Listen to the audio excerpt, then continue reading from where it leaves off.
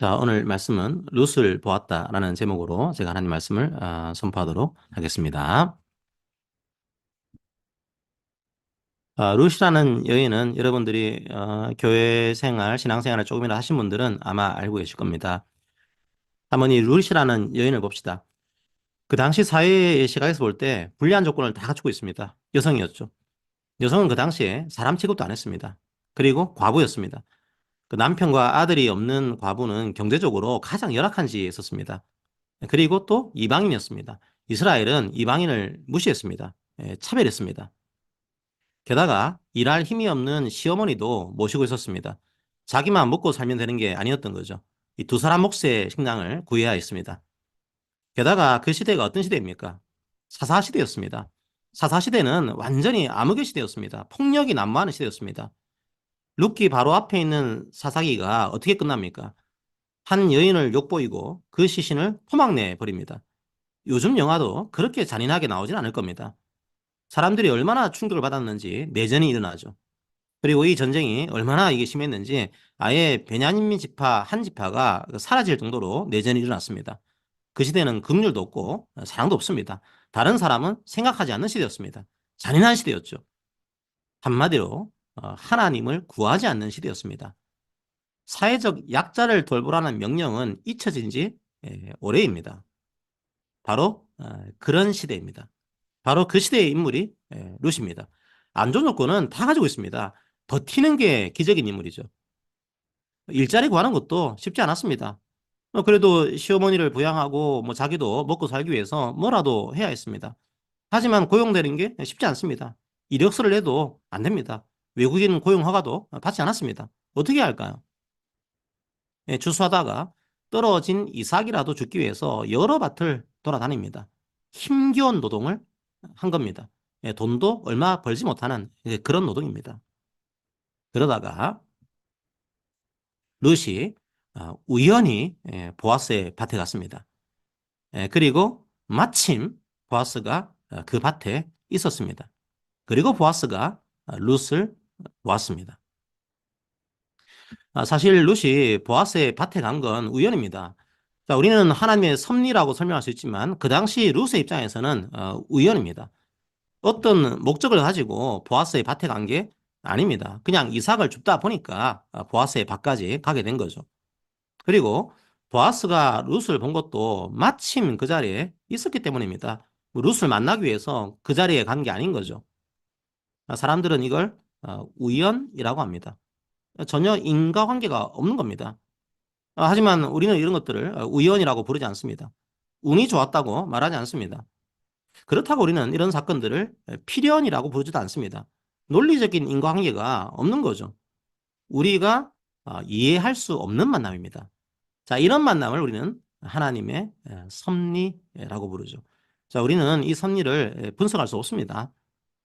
그런데 이런 하나님의 섭리 앞에서 어떻게 해야 할까? 이걸 생각할 수는 있습니다. 제가 오늘 본문을 두고 어떻게 그 설교 제목을 정할까 고민을 했습니다. 그러다가 룻을 보았다. 이렇게 설교 제목을 잡았습니다. 이런 생각이 들었어요. 우리 교회에요. 우연히 룻이 왔습니다. 혹은 여러분이 우연히 룻을 보았습니다. 사실은 하나님의 섭리죠. 어떻게 할까요? 룻은 사회적인 유력 인사가 아닙니다. 돈도 없습니다. 게다가 사람들이 그렇게 좋아하는 민족도 아닙니다. 번영신학에 물든 사람들이 보면 환영할 만한 그런 인물이 아닙니다. 뭔가 똑똑하고 돈 많은 사람이 와야지 전도에 도움이 될 것 같은데 룻은 완전 그 반대 인물이었습니다. 사람들이 깔보는 인물인 거죠. 어떻게 할까요? 이 하나님의 섭리 앞에서 이 만남 앞에서 우리는 어떻게 해야 할까요? 오늘 본 성경 본문은 대화입니다. 보아스와 룻이 얘기를 나누는 그런 장면이죠. 제가 오늘 대화를 한번 분석을 해보겠습니다. 조금 이제 어려운 말이 등장하는데요. 유대인들이 그 즐겨 쓰는 문장 구조가 몇 가지가 있습니다. 제가 예전에 그런 말씀을 드렸을 겁니다. 그 중에 특이하게 우리는 잘 안 쓰는 그런 그 문장 구조가 있습니다. 바로 교차 대꾸법이라고 하는 그런 구조입니다. 성경에서 엄청 자주 이 문학 구조가 나옵니다. 그래서 알아두시면 도움이 됩니다. 이게 교차 대꾸법이라는 것도 여러 형태가 있는데요. 그 중에 가장 일반적인 구조를 설명을 드려보겠습니다. 자, 이런 구조입니다. A가 등장하고 그 다음에 B가 등장합니다. 그리고 C가 등장하죠. 그리고 B하고 대등한 다른 억구인 B-가 등장합니다. 그리고 A하고 대등한 억구인 A-가 다시 등장합니다. 그러니까 A와 B가 다른 방식으로 반복이 되면서 C를 감싸는 구조를 가지고 있습니다. 자, 이런 구조에서 핵심적인 내용은 바로 C라고 볼 수 있습니다. 좀 머리가 아프죠, 그죠? 조금 머리를 아프게 드려서 죄송합니다. 그런데 이런 문장 구조를 좀 우리가 알게 되면은 오늘 본문도 좀 더 입체적으로 볼 수가 있습니다. 한번 이 방식으로 오늘 본문 구조를 보고 다시 한번 제가 오늘 본문을 설명을 해드리도록 하겠습니다. 자, 오늘 본문 한번 볼까요? 그 8절에서 9절을 보면은 보아스의 말이 나옵니다. A라고 합시다. 그러니까 룻한테 이삭을 주우러 다른 밭을 가지 말라고 하죠. 그리고 소년들한테는 룻을 해코지하지 말라고 이렇게 얘기합니다. 아마도 보아스는 이제 직장 내 뭐 성희롱, 직장 내 괴롭힘 이걸 금지한 뭐 최초의 인물이 아니었을까 이런 생각이 듭니다. 자, 그리고 목이 마르면 물을 마시라고 이렇게 얘기합니다. 자, 그런데 14절과 16절도 보아스의 말입니다. A-라고 합시다. A에서 나왔던 말이 대꾸를 이루면서 교차가 됩니다. 물을 마시라고 했는데 A-에서는 떡을 먹으라고 합니다. 수년들에게 해코지를 하지 말라고 했는데 A-에서는 룻을 책망하지 말라고 합니다. 이삭을 주우러 다른 밭으로 가지 말라고 했는데 A-에서는 아예 곡식 다발을 뽑아버려서 룻에게 주가하라고 이렇게 얘기를 하고 있습니다. 잘 보시면 A와 A-가 대꾸를 이루고 있습니다. 자, 그리고 10절은 룻의 말입니다. B라고 합시다. 그리고 13절도 룻의 말입니다. B-라고 한번 해봅시다. B와 B-도 대꾸를 이루고 있습니다. 자, 10절에서는 룻이 보아스에게 이렇게 묻죠. 당신이 어찌하여 내게 은혜를 베푸십니까? 자, 그런데 13절에서는 룻이 보아스에게 이렇게 말합니다. 내가 당신께 은혜 있기를 원합니다. 절묘하게 대꾸를 이루고 있습니다. 그러니까 오늘 본문은 자세히 보면 보아스의 말과 룻의 말이 서로 교차 대꾸법의 그런 구조를 띠고 있습니다. 이런 방식에서 가장 중요한 것은 가운데 C입니다. 바로 11절과 12절이죠. 보아스가 마침 자기의 밭에 우연히 온 룻을 보았습니다. 보아스는 룻을 어떻게 대하고 있을까요? 오늘 본문은 룻을 대하는 보아스의 태도를 보여줍니다. 그래서 오늘 본문은 우리에게도 많은 교훈을 줍니다. 여러분은 마침 여러분에게 우연히 찾아온 사람들, 그 사람들을 어떻게 대하고 있습니까? 우리 교회는 마침 우리 교회에 우연히 찾아온 사람들, 그 사람들을 어떤 관점으로 바라봐야 할까요? 보아스는 룻을 어떤 관점에서 바라보고 있을까요? 그냥 이방 나라에서 온 뭐 불쌍한 한 여인 이렇게만 보고 있을까요? 그래서 그냥 안 됐구나. 그렇게 구제하는 차원에서 룻을 바라보고 있을까요? 네, 물론 그런 마음도 있을 겁니다. 하지만 단순히 구제 차원에서만 사람을 바라보게 되면 어떻게 될까요? 은연중에 자기가 더 높다는 생각을 하게 됩니다. 자기가 시혜를 베풀고 있다는 교만에 빠질 수도 있습니다. 자, 그러면 보아스는 룻을 어떻게 대하고 있을까요? 보아스가 룻을 대하는 태도의 핵심은 바로 가운데 있습니다. 바로 11절과 12절이죠. 자, 한번 11절을 읽어볼까요? 보아스가 그에게 대답하여 이르되 내 남편이 죽은 후로 내가 시어머니에게 행한 모든 것과 네 부모와 고국을 떠나 전에 알지 못하던 백성에게로 온 일이 내게 분명히 알려졌느니라. 보아스는 조금 특이하게 룻에게 말합니다. 아마 룻보다 상당히 나이가 많았을 겁니다. 그러니까 이제 아이고 어린 나이에 이방인이고 여인인데 얼마나 고생이 많니? 쯧쯧쯧 참 안 됐구나. 이렇게 룻에게 말하고 있지 않습니다. 자기가 룻보다 더 잘났다고 말하지 않습니다. 내가 돈이 더 많으니까 이 돈 좀 줄게. 이렇게 말하고 있지도 않습니다. 특이하게 룻이 부모를 떠났다고 평가합니다. 그리고 룻이 고국도 떠났다고 평가합니다. 그걸 본인이 알고 있다고 말하고 있습니다. 상당히 특이한 대화죠. 성도 여러분, 보아스의 이 말 어떻게 보이십니까? 이게 누군가의 데자뷰 같지 않습니까? 창세기 12장 1절을 봅시다. 자, 여호와께서 아브라함에게 이르시되 너는 너의 고향과 친척과 아버지의 집을 떠나 내가 내게 보여줄 땅으로 가라. 많은 학자들이 아브라함의 소명이 룻의 인생 속에 녹아 있다고 평가합니다. 지금 보아스는 룻을 어떻게 대하고 있습니까? 이방에서 온 젊은 여인에게 이성적인 호감을 보이고 있는 겁니까? 아니면 그냥 약자에 대한 긍휼함으로 율법을 실천하고 있는 겁니까? 아닙니다. 보아스가 룻을 대하는 태도는 훨씬 더 큰 겁니다. 보아스는 이 룻을 그들의 위대한 조상 아브라함과 비교하고 있는 겁니다. 룻을 높이고 있습니다. 룻을 존중합니다. 실제로 어떤 유대인들은 룻이 아브라함보다 더 멋진 인물이다, 그렇게 평가하죠. 물론 조금 과장된 평가이긴 합니다. 그런데 일리는 있습니다. 아브라함은 하나님의 분명한 부르심이 있었죠. 그래서 자기의 고향과 부모를 떠났습니다. 그런데 룻은요? 룻기에서는 룻을 향한 하나님의 분명한 부르심이 보이지 않습니다. 그리고 나오미도 룻을 말렸습니다. 따라오지 말라고 말렸죠. 그런데도 룻은 자발적으로 여호와의 날개 속으로 들어왔습니다. 확실한 부르심이 안 보였지만 자기의 믿음으로, 자기의 신앙 고백으로, 그리고 그 실천으로 고향을 떠난 겁니다. 성도 여러분, 보아스는 룻을 단순히 불쌍한 한 여인으로 보지 않았습니다. 사사시대의 관점으로 룻을 보지 않았습니다. 보아스는 신앙의 관점으로 룻을 보았습니다. 하나님의 시각으로 룻을 보았습니다.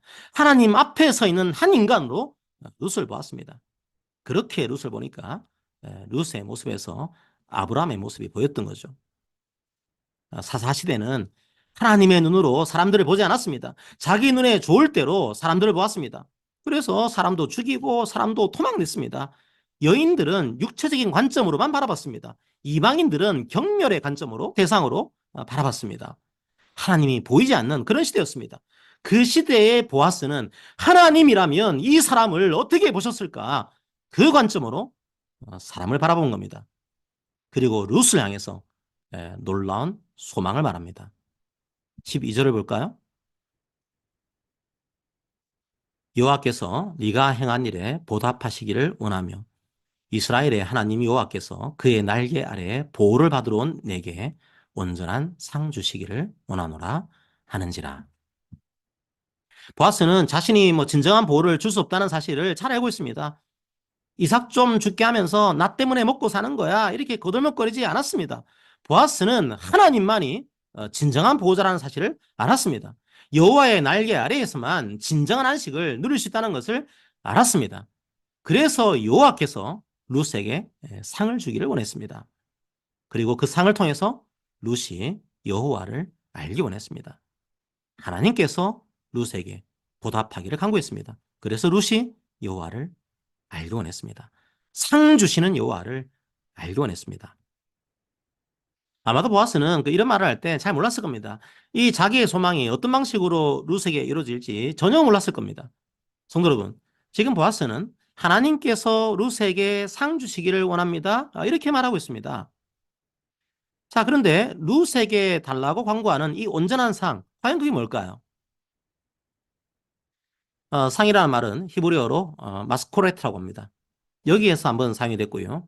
라반이 야곱에게 노동의 대가로 준 품삯이라는 의미로 3번이나 사용됐습니다. 자, 성도 여러분, 라반이 야곱에게 준 노동의 대가 뭐죠? 바로 아내였습니다. 라헬과 레아였죠. 그러니까 이 마스코레트는 어떤 상을 말하는 걸까요? 아내를 얻어서 결혼을 해서 후손을 얻고 가정의 안식을 누리는 것, 바로 그게 구약에서 말하는 상이었습니다. 바로 자녀가 구약에서 말하는 상이었습니다.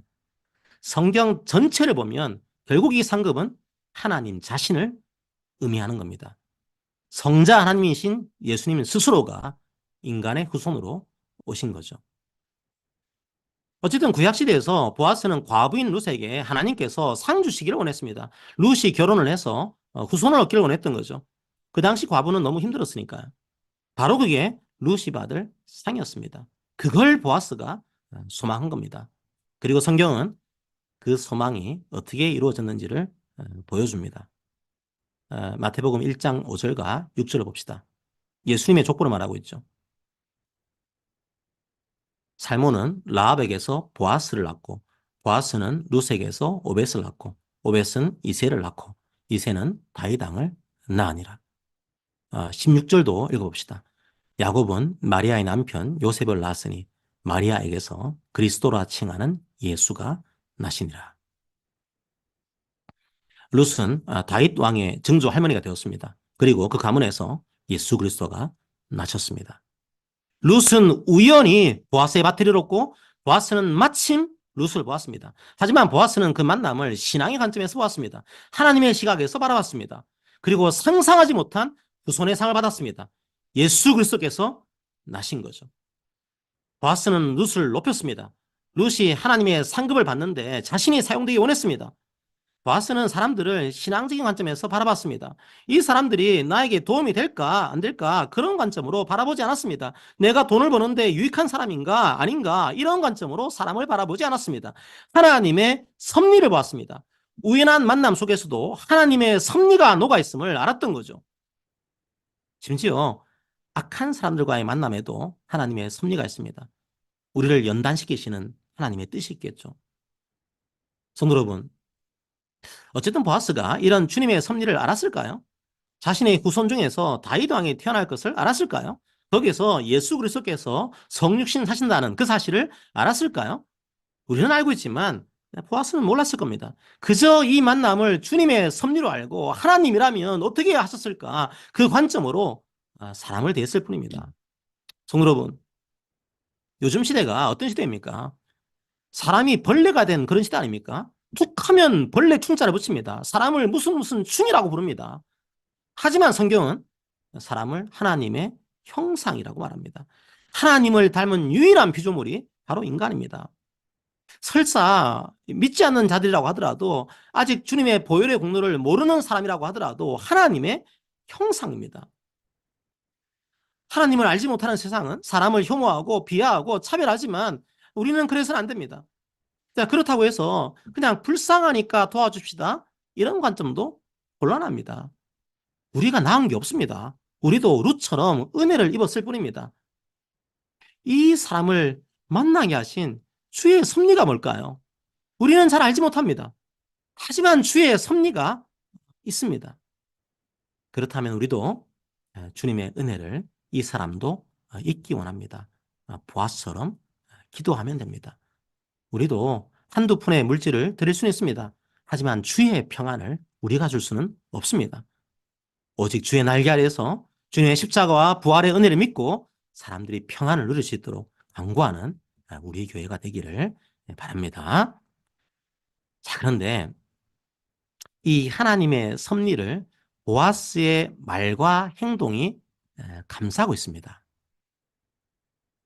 하나님께서 너에게 상 주시기를 원한다 이렇게 말하고 끝, 그게 아닙니다. 동시에 우리는 행동해야 합니다. 룻을 보았을 때 우리는 행동해야 합니다.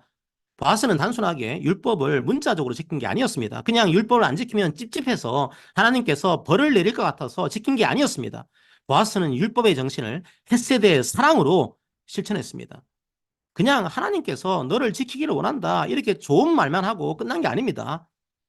하나님께서 자신을 통해 그 사랑을 실천하기 원한다는 사실을 알았습니다.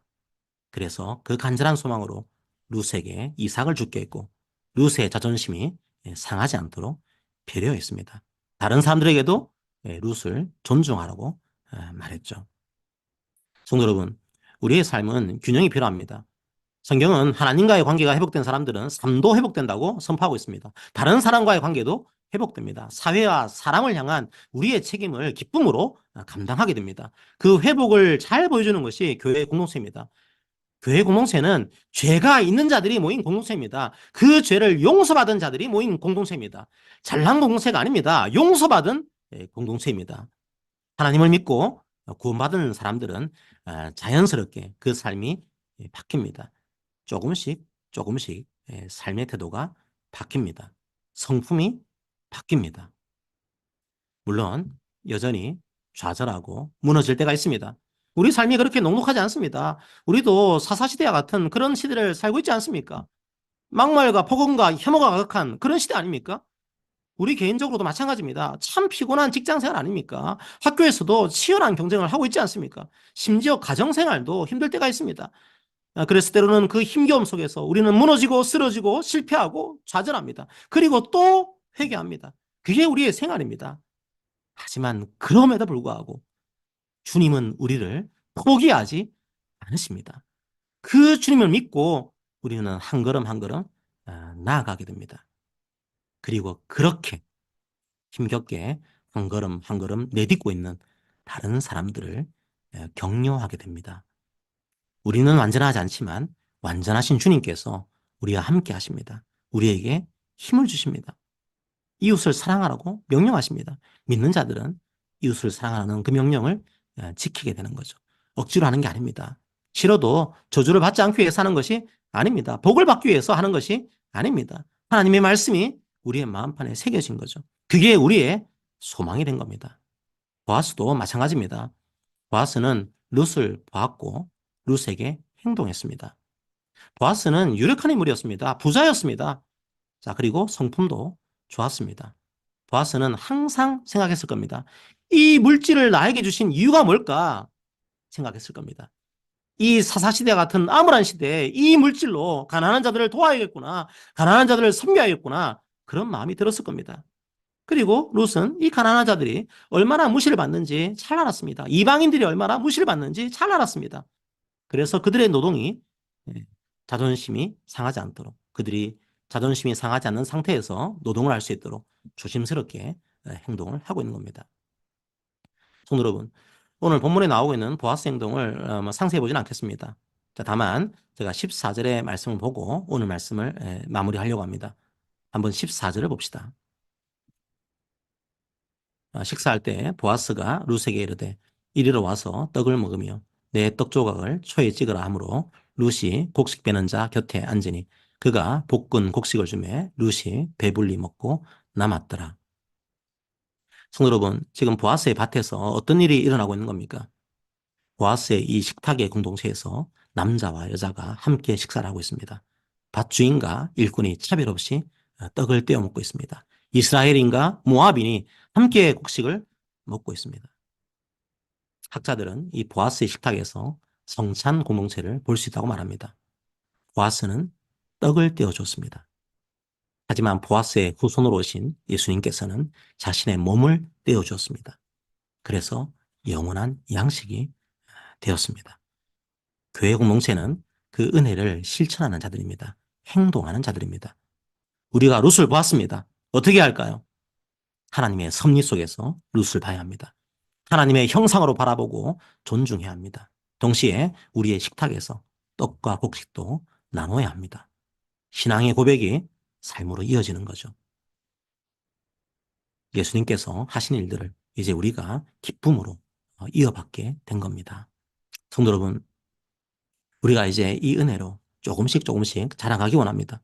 우리 속에 계신 성령 하나님께 간구하기 원합니다. 룻을 보는 눈을 갖게 하옵소서. 하나님의 시선으로 보게 하옵소서. 주님의 섭리인 줄 알고 사랑하게 하옵소서. 우리가 기쁨으로 우리에게 우연히 온 그 룻을 섬기게 하옵소서. 그런 은혜가 가득한 우리 교회가 되게 하옵소서. 날마다 그런 간구가 끊어지지 않는 우리 교회가 되기를 기도합니다. 아멘. 함께 우리 찬양할까요?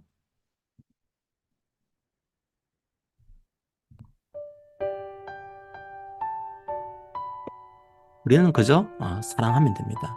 주님의 섭리를 믿고 사랑하면 됩니다. 사실을 고백합시다.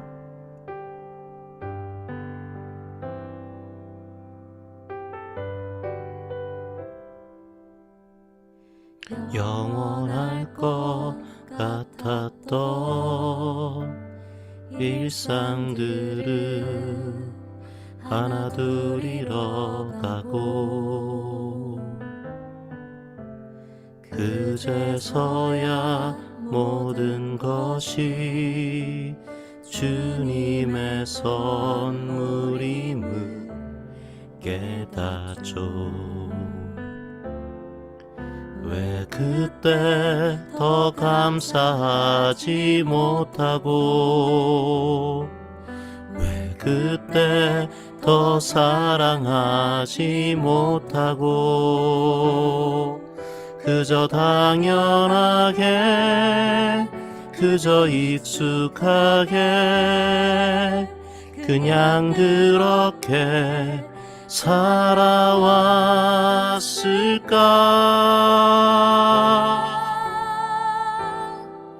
주님 내게 주신 사람들 또 내게 주신 시간들 그저 사랑만 해도 너무 부족한데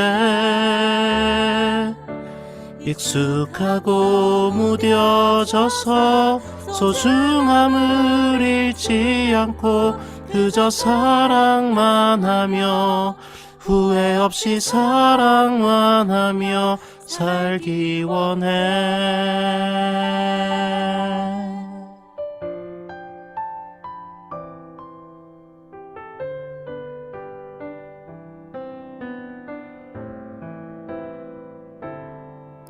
왜 그때 더 감사하지 못하고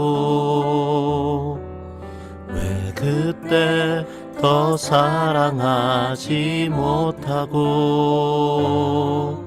그저 당연하게 그저 익숙하게 그냥 그렇게 살아왔을까.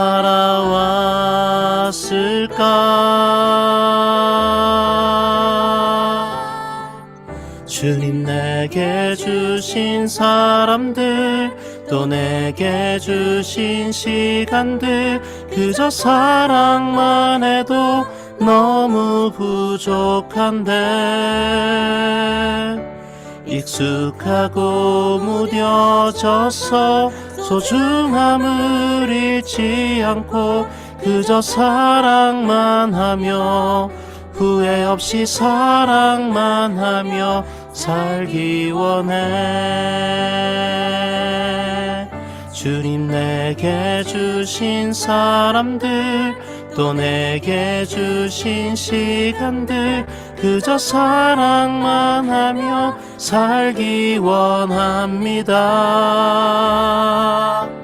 약한 모습 보듬고 사랑 안에 기대어 그저 사랑만 하며 후회 없이 사랑만 하며 살기 원해.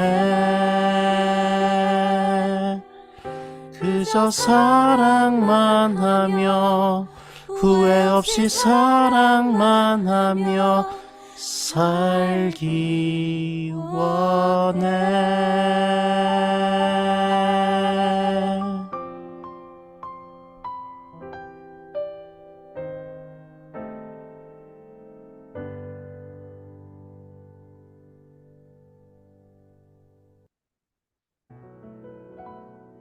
함께 오늘 말씀을 기억하면서 기도하기 원합니다. 주님, 우리의 지금 시대도 사사시대와 다르지 않습니다. 주님의 말씀은 잊어버렸습니다. 자기 눈에 좋은 대로 사람을 대합니다. 폭언과 폭력과 괴롭힘과 혐오가 우리 삶을 채웁니다. 하지만 주님께서 우리에게 보게 하신 수많은 룻이 있습니다. 룻을 통해 주님의 섭리를 보기 원합니다. 하나님의 형상으로 존중하기 원합니다. 그리고 우리도 기쁨으로 우리의 책임을 다하기 원합니다. 무엇보다 잃어버린 우리의 형상을 회복하기 위해서 인간의 후손으로 오신 주님의 한없는 은혜를 우리가 기억하기 원합니다. 교회 공동체 속에서 그 은혜가 경험되면 또한 그 은혜를 우리가 실천할 수 있도록 주님께서 우리들을 도우시고 인도하여 주시옵소서. 함께 오늘 말씀을 기억하면서 기도하겠습니다. 기도합니다.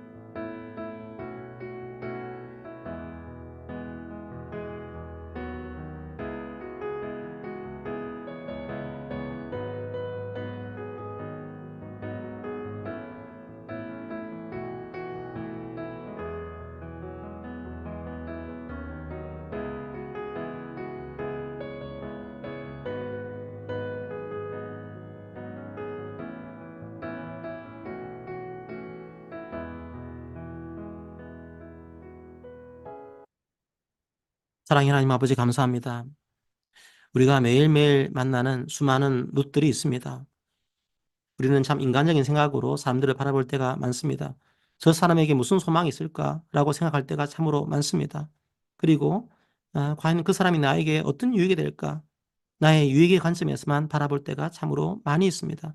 하지만 보아스는 하나님의 섭리 속에서 그 사람을 보았습니다. 우리에게도 그런 믿음을 허락하여 주옵소서. 하나님의 형상으로 사람들을 보는 그 믿음을 저희들에게 허락하여 주옵소서. 그리고 우리의 도움이 필요한 자들, 우리의 울음이 함께 필요한 자들을 그저 말만 하고 넘어가는 것이 아니라 우리의 말과 행동으로 그들을 존중하면서 하나님의 사랑으로 실천할 수 있도록 인도하여 주옵소서.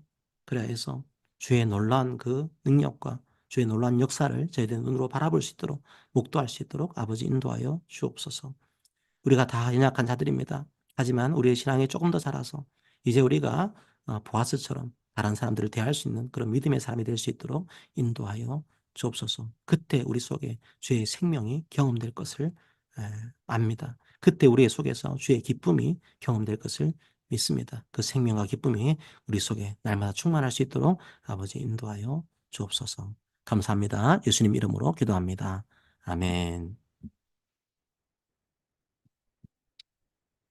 자, 함께 서로 권면하도록 하겠습니다. 사랑하는 성도 여러분, 우리는 매일매일 우리에게 보내신 룻을 봅니다. 세상이 차별과 혐오의 눈빛으로 룻을 바라보더라도 우리는 주님의 시선으로 룻을 바라봅시다. 사람들을 위해 이 땅에 오신 주님의 은혜를 기억합시다. 주님의 몸이 우리의 떡이 되었고 주님의 피가 우리의 음료가 되었습니다. 우리가 주님으로 인해 생명을 얻었습니다. 우리도 사람들에게 그 생명 증거하며 그 생명 실천하며 나아갑시다. 사랑하며 살아갑시다. 날마다 주님께서 우리에게 힘 주시기를 간구합니다. 아멘.